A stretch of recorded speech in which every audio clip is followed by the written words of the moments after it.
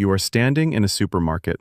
Fluorescent lights, trolleys, someone's kid crying 2 aisles over. For you, this is Tuesday. For a combat veteran standing in that same aisle, it might be the most overwhelming experience of their week. The lights are too bright. The sounds come from too many directions at once. Someone moves suddenly at the edge of their vision, and something fires in their chest.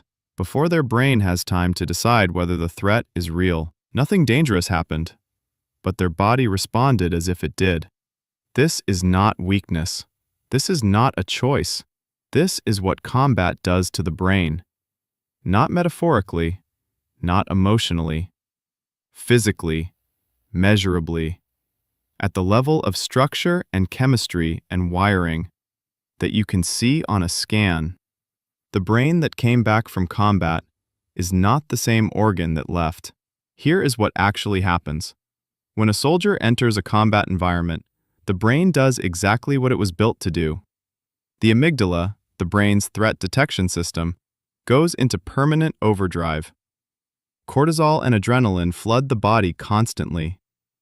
The prefrontal cortex, the part of the brain responsible for reasoning, decision-making, and impulse control, gets functionally suppressed. In a firefight, you do not need to weigh options. You need to react. The brain optimizes for that. It becomes faster, harder, more automatic. It rewires itself around survival. That rewiring takes weeks, months, a full deployment, and then the soldier comes home. The problem is that the brain does not automatically rewire itself back. Neuroimaging studies of combat veterans have found consistent, measurable structural differences compared to civilians. The hippocampus, the region responsible for memory formation, and the ability to place memories in their correct context, to know that something happened then and not now, is physically smaller in many veterans with PTSD. Smaller, not damaged by a bullet, shrunk by stress hormones sustained over time. The amygdala, meanwhile, remains hyperactive, still scanning, still firing at shadows. The prefrontal cortex, which should be able to tell the amygdala to stand down, has spent months being suppressed and has not fully recovered its authority, so the alarm keeps going off. And the part of the brain that would normally say, "It's just a supermarket," cannot make itself heard above it. This is why a car backfiring sounds like a shot, why a crowd feels like a threat, why sleep becomes a place where the brain replays what it cannot process while awake. The veteran is not overreacting.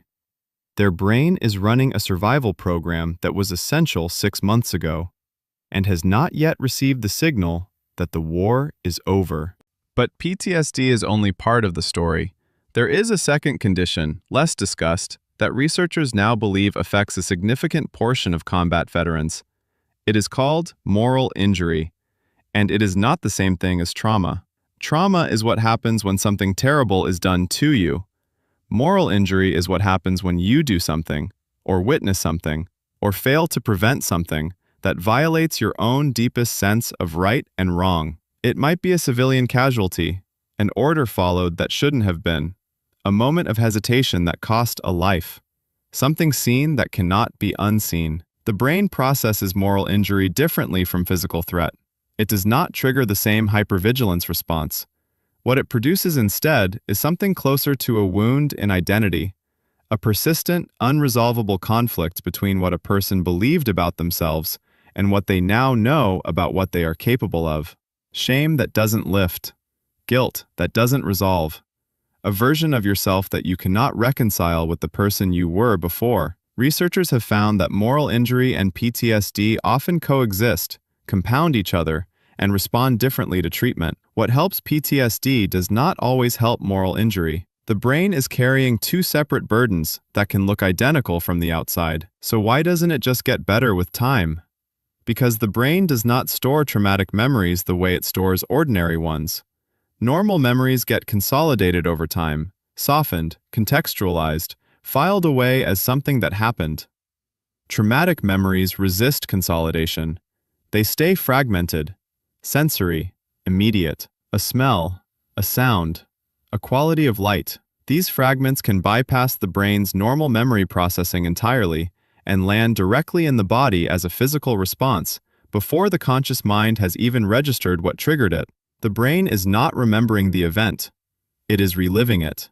Every time, and every reliving can deepen the groove, make the pathway more automatic, make the supermarket more dangerous, the sleep more broken, the silence more unbearable.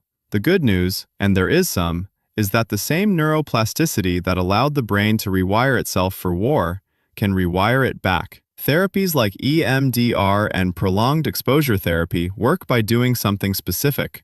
They reintroduce traumatic memories in a controlled environment and allow the brain to finally consolidate them, to move them from the present tense into the past, to give the hippocampus back its job. It works. Not for everyone, not easily, but the capacity for recovery is real, because the capacity for change is what the brain has always been built on. Here is what we know. Take an ordinary person. We place them in an environment specifically designed to keep their brain in a state of maximum threat response for months at a time. We ask them to do things and see things that may violate everything they believe about what a human being should do or witness. And then we send them back to the supermarket, and when they struggle there, we call it a disorder. But the brain that came back did exactly what it was supposed to do. It survived. It adapted. It changed. The question we have not yet fully answered is who is responsible for helping it change back?